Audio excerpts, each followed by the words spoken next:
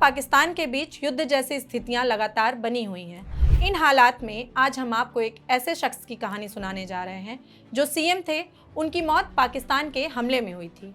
पाकिस्तान उनकी मौत पर अपनी गलती स्वीकारते हुए अफसोस भी जता चुका है। इस वीडियो में कहानी गुजरात के सीएम रहे बलवंत राय मेहता की। कैलेंडर पर तारीख थी 19 सितंबर, साल था 1965 का। गुजरात के तत्कालीन सीएम बलवंत राय मेहता तड़के ही उड़ गए थे। उन्होंने सुबह 10 बजे एनसीसी की एक रैली को संबोधित किया। इसके बाद वह दोपहर के 1:30 बजे के करीब अहमदाबाद हवाई अड्डे के लिए रवाना हो गए। उनके साथ उनकी पत्नी सरोजबेन, 3 सहयोगी और एक संवाददाता भी थे। उन सभी को अहमदाबाद से लगभग 400 किलोमीटर दूर द्वारका शहर के पास मीछापुर नाम की एक जगह पर जाना था। वहां बलवंत राय मेहता एक रैली को संबोधित करने जा रहे थे। इसी बीच दोपहर के करीब 3:30 बजे के आसपास पड़ोसी देश पाकिस्तान में कुछ हलचल होती है। पाकिस्तान के मौरीपुर एयरबेस पर तैनात फ्लाइट लेफ्टिनेंट बुखारी और फ्लाइंग ऑफिसर कैस हुसैन से कहा जाता है कि वह भुज के पास रडार पर एक विमान को चेक करें। हुक्म की तामील करते हुए कैस ने प्लेन स्टार्ट किया और 20,000 फीट की ऊंचाई पर उड़ते हुए भारतीय सीमा को भी पार कर गए। हालांकि कैस को 3 से 4 मिनट बाद ही नीचे उतरने का भी हुक्म दिया गया, लेकिन 3,000 फीट की ऊंचाई पर उनको एक जहाज दिखाई दिया जो भुज की तरफ जा रहा था। कैस उसे पहले ही इंटरसेप्ट कर चुके थे। जैसे ही उन्होंने देखा कि वह एक सिविलियन जहाज है, उन्होंने उस पर फायरिंग शुरू कर दी। कैस उस विमान के इतने करीब थे कि वह उस पर लिखे अक्षरों को भी साफ पढ़ पा रहे थे। उन्होंने अपने कंट्रोलर को इसकी सूचना दी। हालांकि कंट्रोलर की तरफ से कैस को मैसेज भेजा गया कि वह विमान के साथ ही उड़ते रहें और ऑर्डर का इंतजार करें।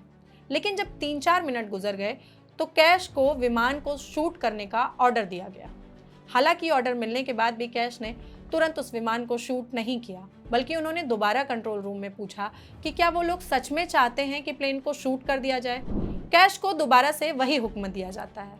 इसके बाद कैश उस सिविलियन प्लेन पर गोलियों की बौछार कर देते हैं। थोड़े ही देर में प्लेन के दोनों विंग्स आग पकड़ लेते हैं और वह जमीन की तरफ गोता लगा देता है। चंद सेकंडों में ही यात्री विमान जमीन से टकराकर आग के गोले में तब्दील हो जाता है। विमान में मौजूद सभी लोगों की मौत हो जाती है।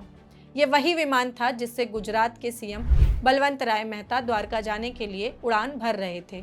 यहाँ पर एक सवाल यह भी है कि जब बलवंत राय मेहता का प्लेन लड़ाकू विमान नहीं था और पाकिस्तान को भी यह बात पता थी, तो शूट क्यों किया गया? इसका जवाब है, जब घटना हुई उस समय भारत और पाकिस्तान के बीच युद्ध चल रहा था।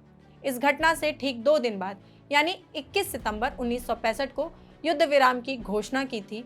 वही पाकिस्तान ठीक अगले दिन यानी 22 सितंबर 1965 को युद्ध विराम पर राजी हुआ था। यह वो दौर भी था जब भारत और पाकिस्तान दोनों ही एक दूसरे की जासूसी के लिए सिविल प्लेनों का इस्तेमाल करते थे। इसी वजह से दोनों ही देश सीमावर्ती इलाकों में होने वाली ऐसी हर उड़ानों पर नजर रखते ही थे। इसके अलावा उस समय ऐसा कोई भी कानून नहीं था जो ऐसी किसी भी कार्रवाई को बाधित करता हो। बाद में साल 1977 में जेनेवा कन्वेंशन के तहत कानून बनाए गए और ऐसी घटनाओं को बाधित किया गया।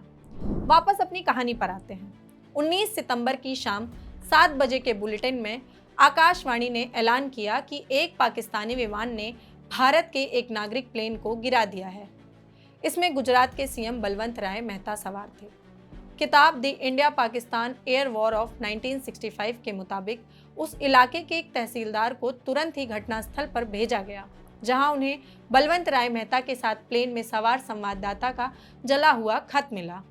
साल 2015 में पाकिस्तान ने इस हरकत के लिए खेद भी जताया था।